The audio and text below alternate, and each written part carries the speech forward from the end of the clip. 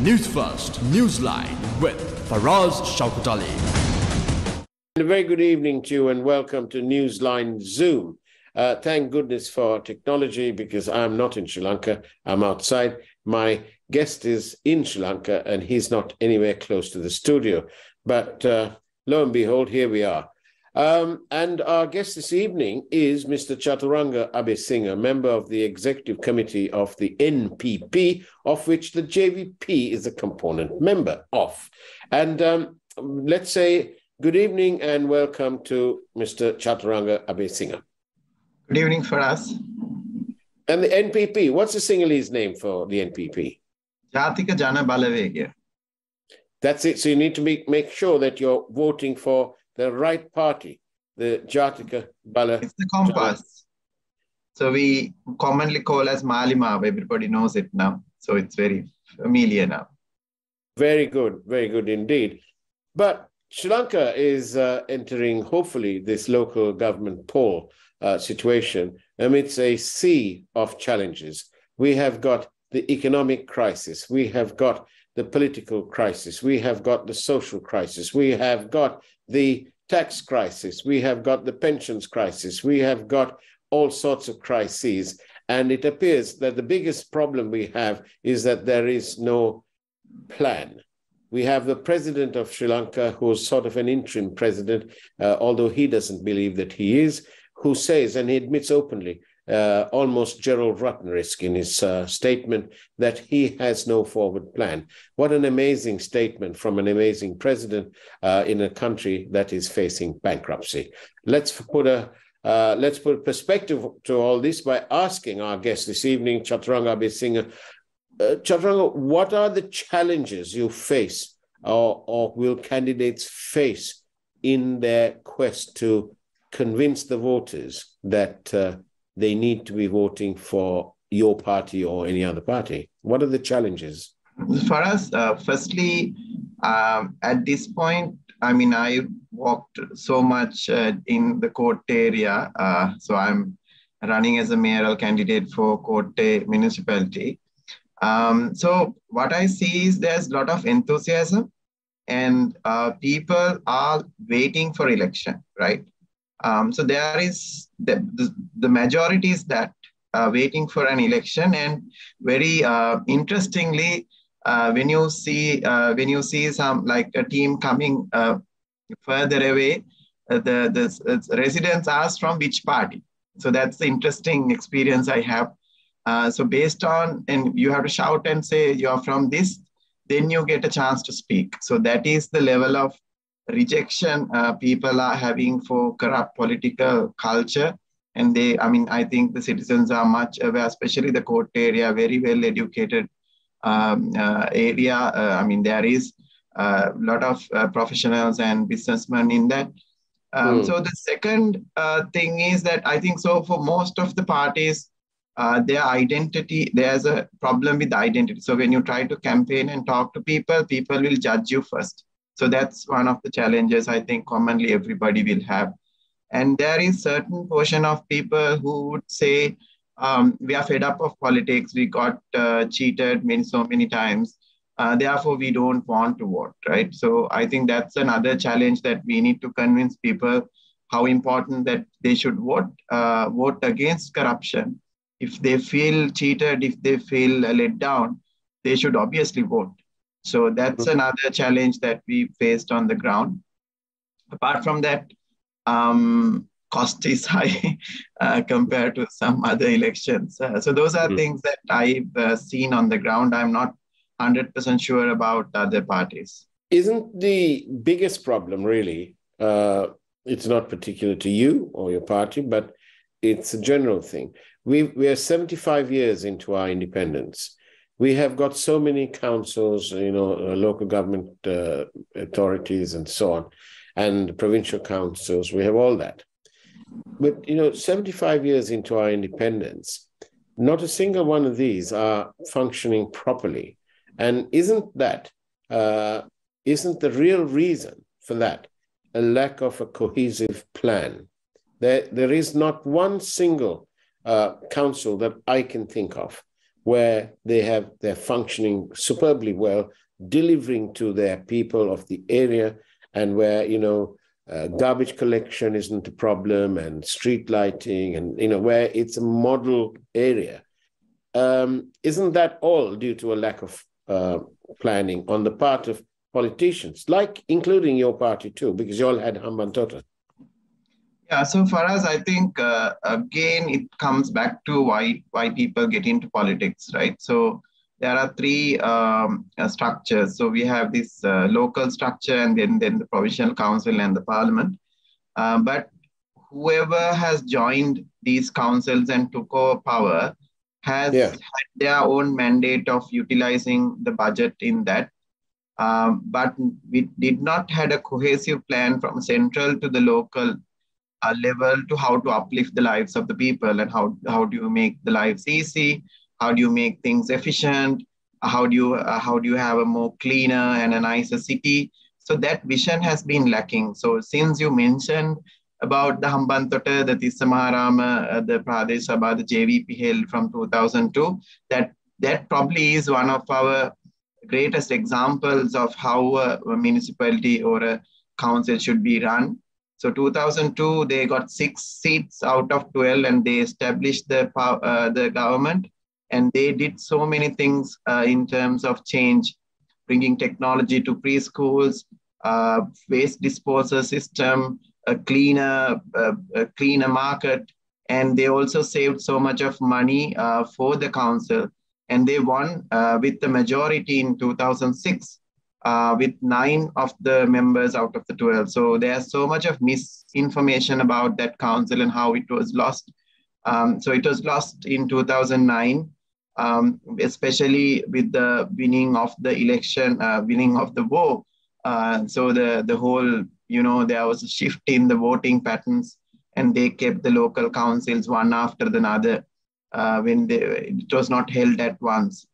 So there's a story behind it, but what I'm trying to say is, not apart from that, generally the local councillors are mostly abiding by they are aligned to the corrupt political culture. Now, for us, you might know Colombo is 18 billion rupee income generating council and municipality. Now, Kotte is a 1.7 billion rupee annual income municipality.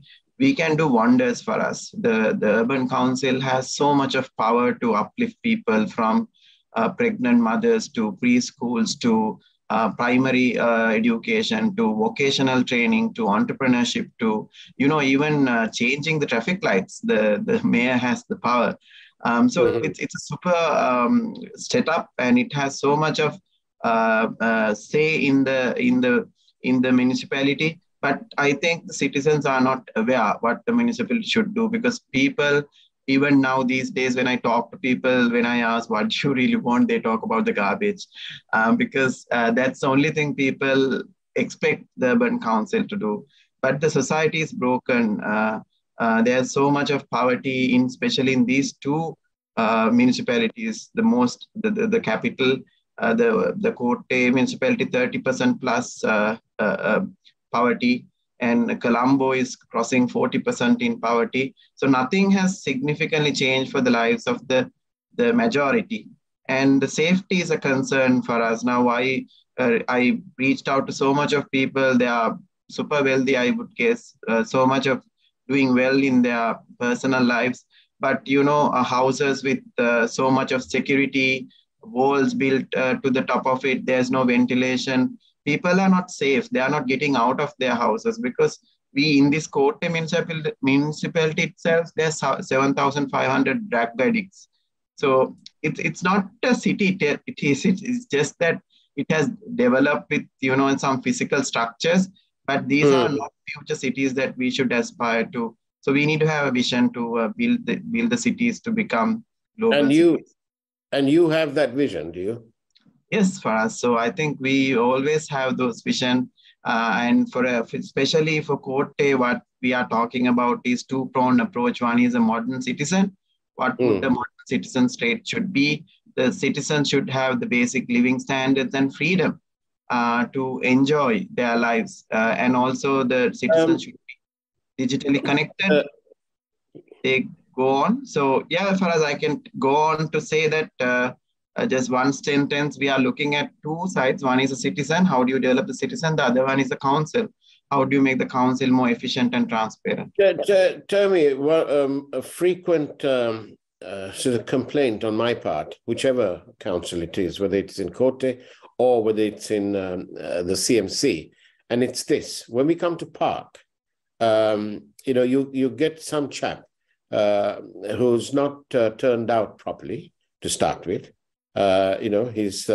He's devoid of any sort of uniform, but he does have a sort of some kind of day glow jacket on, and he produces a ticket and he says, you've got to pay.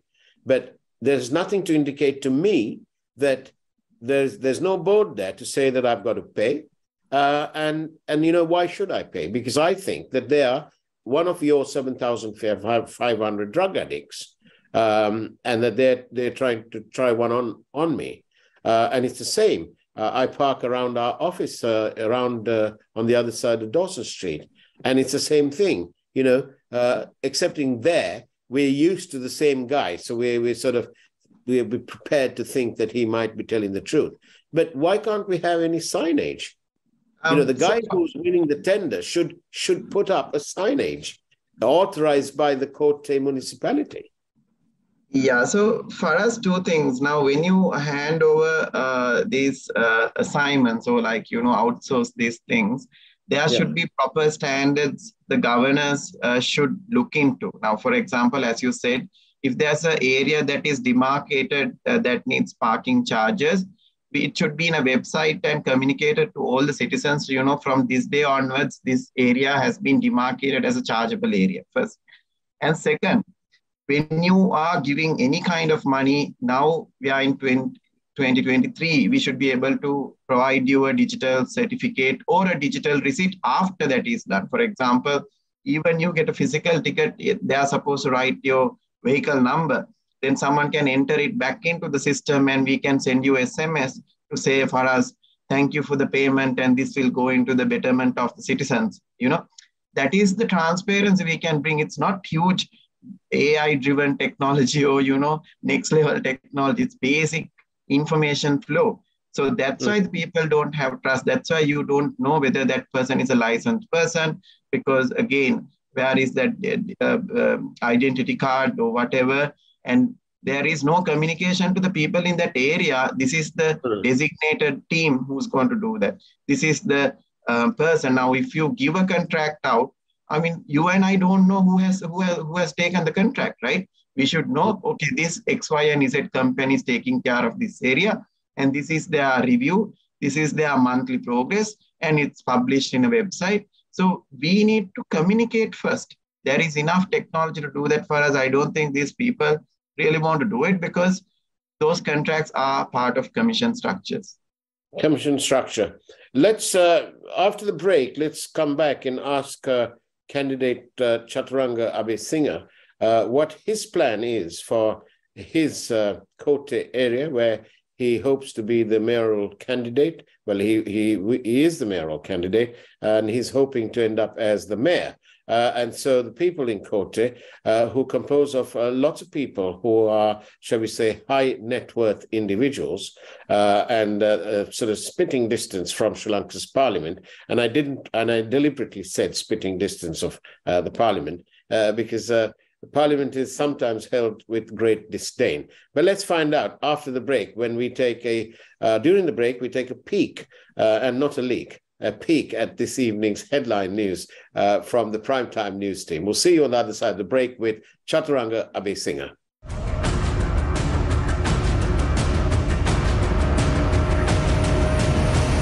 News First, Newsline with Faraz Shaukat Ali. News First headlines. Main sponsor. Durden's Hospital, dedicated to you. Passport services delayed due to system issue. Many applicants head home empty-handed.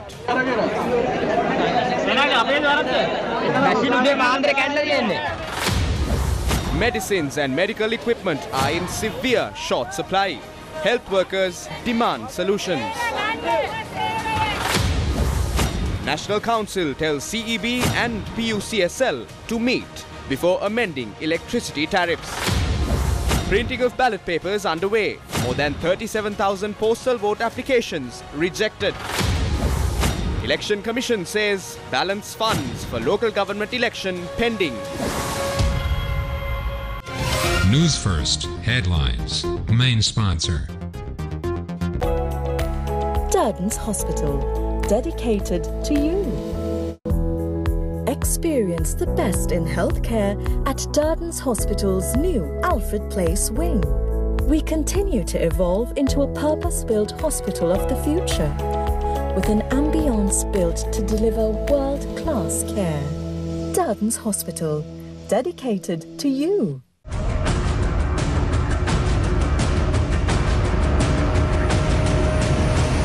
Newsfirst Newsline with Faraz Shaukat Ali.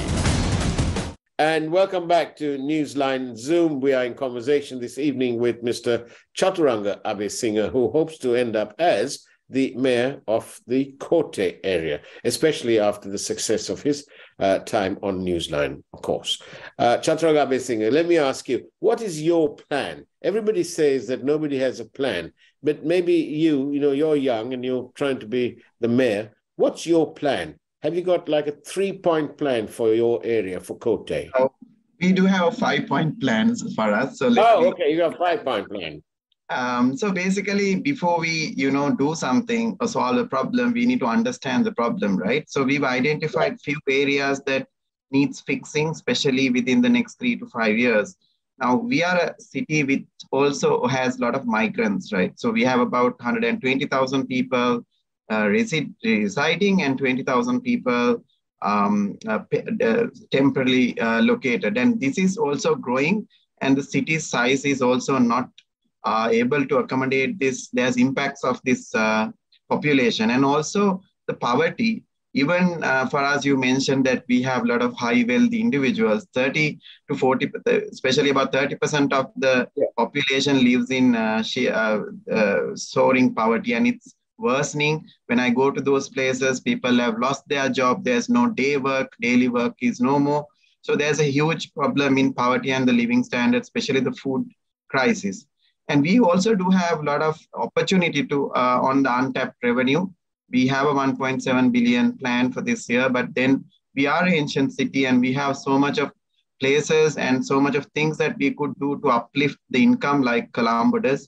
And from the biodiversity side, right, we have the most important Ramsar wetlands, and that is actually taking care of whole of Colombo, and it's at risk at this point. And as we all know, there's a mismanagement of funds in the area, in the council itself, that there's about 1,000 odd workforce, and there's about so much of mismanagement and corruption that has taken place. And especially for us in this area, as you said, there's educated people, there's no participatory governance.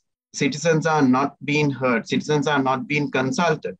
Citizens are not being part of the governing system. So these are the basic steps that we've identified as the issues. But from a priority perspective, elevating poverty and improving the standard of living comes the number one on top of my agenda. Because of the economic crisis, people are not living properly.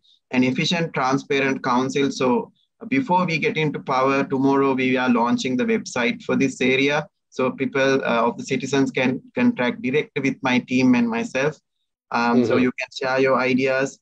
And then we want to make it a digitally connected city for us, since 60 to 70% of the people are connected already on digital terms and are technologically savvy. We need to ensure that they don't come into the council.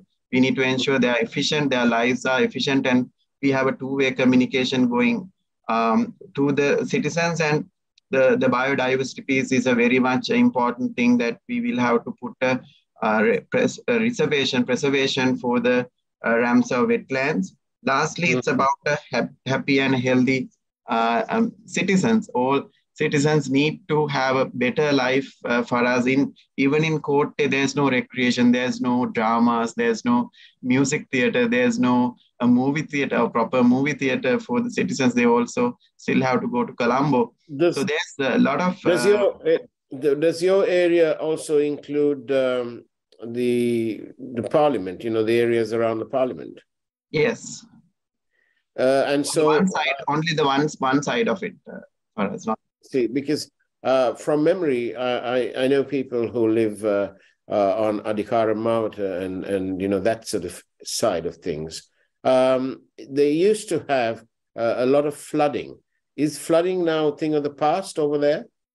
Still there's problem. So because most of this wetland has been, filled and built, buildings. Some still doesn't have the approvals. So these things we need to look into, and even going forward, for us, the city should be designed for 20 to 30 years. You can't just, do changes then and there when you want, because first of all, we need to design this city for longer run, and also to ensure that we don't hinder the ecosystem of the place. And we have to be careful in giving approval to certain development projects. But again, some of these things are not under control of the urban council. You know that we have the Urban Development Authority and the provincial council and the central government. And I'm pretty sure we are going to win the whole the system after we win the local election. So I will have support of the NPP to fix this city. And when you are, how are you campaigning? Is it mainly house to house, or is it using the smartphone, social media? How are you campaigning? Okay, so I will give tips to everyone else. So yeah, three approaches for us. So I have 21 votes, and the teams on the ground are going to door to door. Already we have covered about 70% of the houses. And then we do have over the BTL network, that is below the line WhatsApp groups. That's where we would connect. And mostly we are going through referral systems, because I would say 50% of the houses are not reachable in this area. Because, on daytimes they are not available, or they're not really ready to come and talk to us. So we are using networks to reach the people. And we are also using technology as digital media. And obviously tomorrow we are launching the website so everybody can see what we are trying to do. And a final question to you, Chathuranga Abeysinghe. Do you detect a sort of a wave of support for the NPP? Because that's what I'm hearing. I hear that there is, NPP, there's a rally for the NPP. Do you recognize that? I think it's a tsunami. So it's more than a rally for us. So all the houses, we visited most of the houses, welcomed us first. They were open to listen to us. They had doubts about our, history and governance and things, but we came into conclusion that we need to end the corruption for once as a country. And especially the reason that people like us moved into this is to end this political culture. So people understand that well, and obviously they are going to make a change, and they are going to experiment this opportunity. Because they've been cheated, they know that it never happens. And since we have put a great team together, I have 3 urban council members who has not taken a single cent from the system. So that brings credibility, including Arosh Atapattu, who has been there for 15 years. And I bring my knowledge of governance and KPIs or measurements and technology, whatnot, over 15 years of corporate life. So I think we are building a lot of confidence. People who has never spoken to us is speaking to us. We are having a very good network of business community getting alongside me. Mm-hmm. I think at Kotte, it's going to be a tsunami. A tsunami in terms of the election results. Let's see if how accurate that prediction by Chathuranga Abeysinghe will be in the next few weeks as you tune in to your favorite news channel, the Newsfirst team, and especially this program, Newsline. whether it is live or whether it is by Zoom. We bring it to you, all the news that you want to know on Newsline. Chathuranga Abeysinghe, thank you very much for being on Newsline Zoom. Thank you for us. Thank you for the opportunity. And it's now time for the primetime news from that wonderful primetime news team. Take care. Have a great evening as much as you can. And of course, as always, God bless you all.